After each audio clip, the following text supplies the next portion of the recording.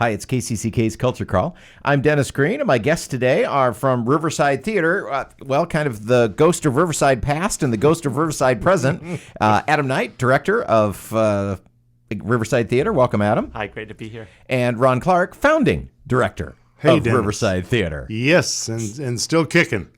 Great to have you both here. Adam getting out of the director's chair for the upcoming show, as Ron is coming in to direct for the first time in the new space. Yes, and I want to tell you, it is the kind of space that Jody, my spouse, co-founder, and I dreamt of over 40 years ago and never quite got. And so we are so grateful to see Riverside at this new level, at this new chapter. It's a fabulous space.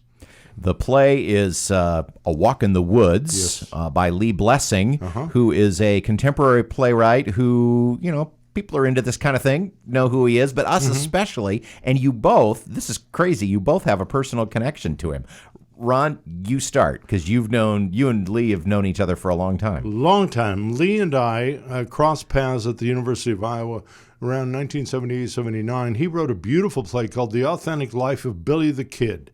And it was entered in the American College Theater Festival, and we won at the regional level and got to go to the Kennedy Center. And Lee and I have since hung out. The show was done on NBC in addition to being at the Kennedy Center, where I met Liz Taylor. But that's another story. Wow.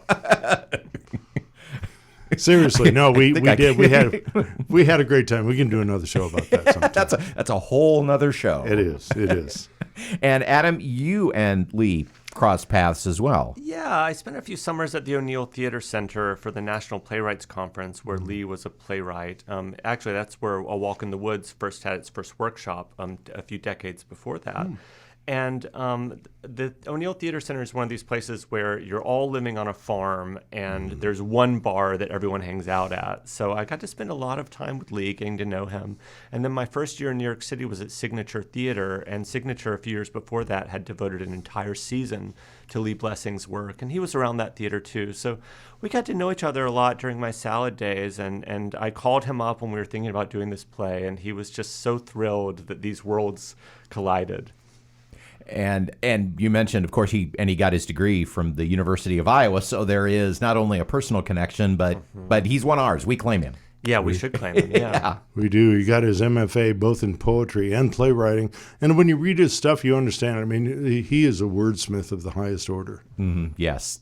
His language is great. And how and even in a play like this, which is about kind of concrete historical issues, which you wouldn't think of Walk in the Woods. We need to talk about what the play is about, but you would not think of it as being in any way lyrical or poetic with this kind of subject matter. So, Adam, now that I've confused everybody, explain what's going on. Well, this play's been on my radar for a long time. It's a play about two nuclear arms negotiators in Geneva, one American, one Soviet, because it was written and took place during the Soviet Union, during the Cold War, taking a series of walks in the woods, trying to essentially save the world, trying to negotiate nuclear non-proliferation.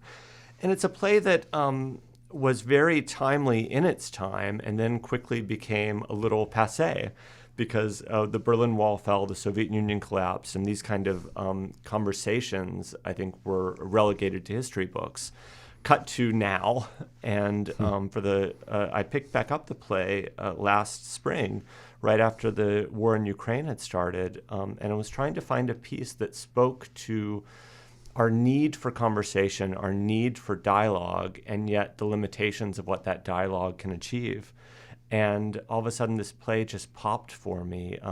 Even though it was written 25 years ago, it feels so of the now. Well, certainly history has come back around. Ron, as a director, so we've got two things going on. We have this piece that is also of another time, but also of this time. How does that inform what you do as a director? Well, it leads to almost endless conversations in rehearsal where we all kind of smack our foreheads and say, "Oh, just like, and oh, now this, then, wow." And so you use that energy in terms of what is contemporary, what is very present and on people's minds, but at the same time you allow it to inform moment to moment how these two men develop a relationship. It's one of those beautiful plays that takes the highly political and broad sweep of history and boils it down to the essence of a relationship. And consequently, it's very funny.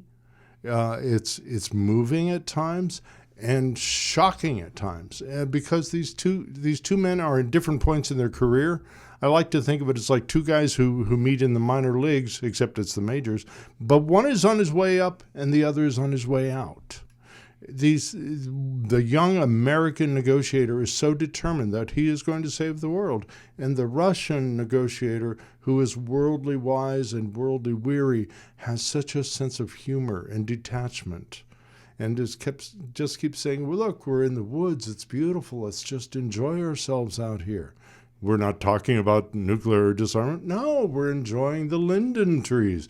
And it's very funny.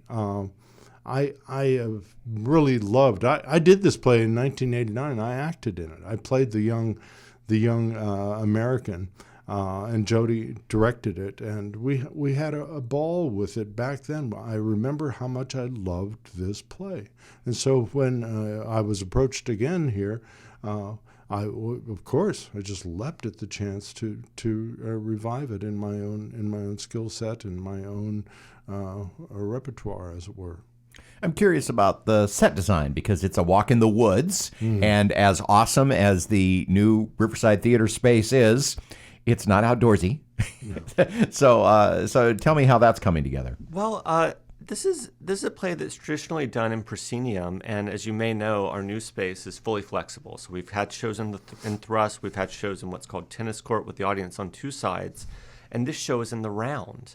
And I think that this is the first time this play has ever been done in the round. We have an amazing scenic designer, Sean Johnson. And Sean and Ron had a number of conversations about how to capture this clearing in the woods and make the audience almost feel like they're among the trees as well. And I think they've come up with some ingenious ways to accomplish that. We have some beautiful structural work in the theater, some sculptural work that when you first walk in, you see these large cylinder and you come to realize, oh, we're in the woods. But then later, maybe, wait, are they missiles? Are they, it's a beautiful piece. Sean is an amazing designer, again, that we have history with. He worked back at Riverside Theatre in the early 2000s. And so this is a joyful reunion play. And I think the audience is going to perceive that. There's the joy and excitement and humor of this evening. What has changed in the way you approach this play now, 30-some years later? You acted as the young American when you acted in the play. Now you're kind of more on the end of the other character, and and as the director, what's different? Well, it's like when I've directed Romeo and Juliet as a young man and as an older man. As an older man, I identify with Friar Lawrence. In this time, I hear the Russian and my own political leanings and kind of cynicism at times, disillusionment are very present. And so I have, I think, a deeper understanding of the play than I did then. I understand as a grandfather who wants to leave a sparkling world for my grandchildren, the stakes of the play in a different way. And so the passion that I bring to this project, I think is, if anything, is even greater than it was in 1989 when I was acting in it. It's a two-person play, a two-hander in theater parlance, and you both have worked with both these actors many times. These are amazing actors.